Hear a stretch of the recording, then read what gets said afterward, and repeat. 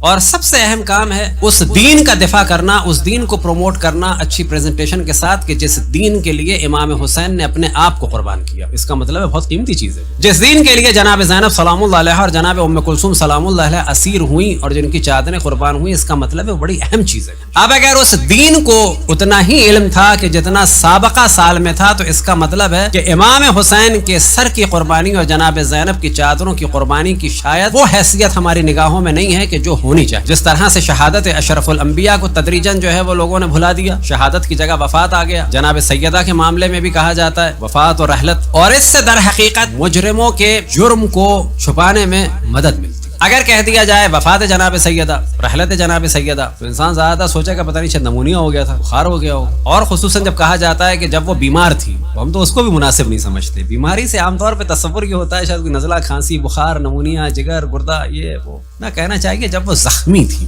ان کی شہادت اور جن ایام میں وہ زخمی تھی تاکہ انسان کی توجہ ہو کہ نہ کچھ ہوا تھا. اور مصائب اہل بیت کو بیان کرنے کا اصل ہدف ہی یہ ہے کہ لوگوں کی توجہ ہو کہ اہل بیت کے ساتھ کیا ہوا تھا. اور اس کیا کو بیدار کرنے کے لیے جو بھی کام ہے، چاہے وہ نوحہ ہو، مرثیہ ہو، سوز ہو، سلام ہو، جلوس ہو، گریہ ہو، زاری ہو، علم ہو، تابوت ہو، زلجنہ ہو، سیاہ لباس ہو، یا حسینہ ہو، وا حسینہ ہو، یہ در حقیقت اسی کیا کے لیے. بس اشرف الانبیاء کے لیے بھی اس کیا کو بیدار کرنا ہے چاہے کوئی ناراض ہو، اور جناب سیدہ کے لیے بھی اس کیا کو بیدار کرنا ہے. کون، کیا، کیوں، کیسے، کس نے. اور یہی وہ سوالات ہے کہ ان سوالات کو جنم دینے کے لیے انسان جو بھی کام کرتا ہے وہ کہلاتا ہے کہ یہ دین کی عظیم ترین خدمت اور عبادت ہے. سیاہ لباس بے نفس ہی عبادت نہیں ہے. اس سیاہ لباس کی وجہ سے جو کیوں والا موضوع آتا ہے وہ ہے اصل میں. کوئی شادی میں سیاہ بنارسی ساڑی پہن لے تو کیوں کا موضوع نہیں آتا. کوئی 3 پیس سوٹ سیاہ پہن لے،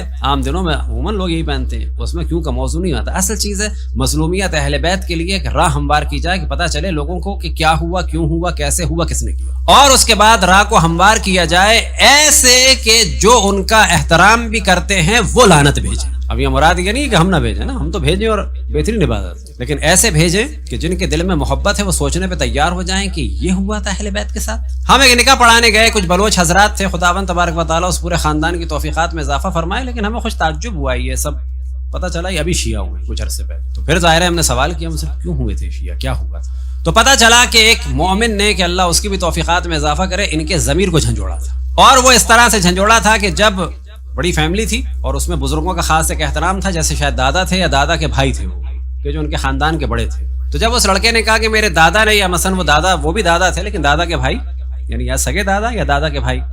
تو جب اس نوجوان نے کہا کہ میرے دادا جو ہے وہ یہ کہتے ہیں، تو اس مومن نے کہا پتہ نہیں صحیح کہتے ہیں کہ غلط کہتے ہیں، شاید جھوٹ بول رہے ہوں تمہارے دادا. تو اس کو ایک دم سے جو ہے وہ تیش سا آیا، یہ تم کیا بات کر رہے ہو میرے دادا کے بارے میں. کیوں؟ جب رسول کی بیٹی کے بارے میں احتمال دیا جا سکتا ہے کہ وہ شاید جھوٹ بول رہی ہوں اور ان سے گواہی مانگی جائے. کہ رسول کی بیٹی جناب فاطمہ کے بارے میں کسی نے تصور کیا تھا اور گواہی مانگی تھی. یہاں سے اس کے ضمیر کو جھنجھوڑا، یہاں سے اس نے تحقیق شروع کی اور خاندان کا خاندان مذہب حق اہل بیت علیہ الصلوۃ والسلام میں داخل ہو گیا. صلوات پڑھیں بر محمد والے.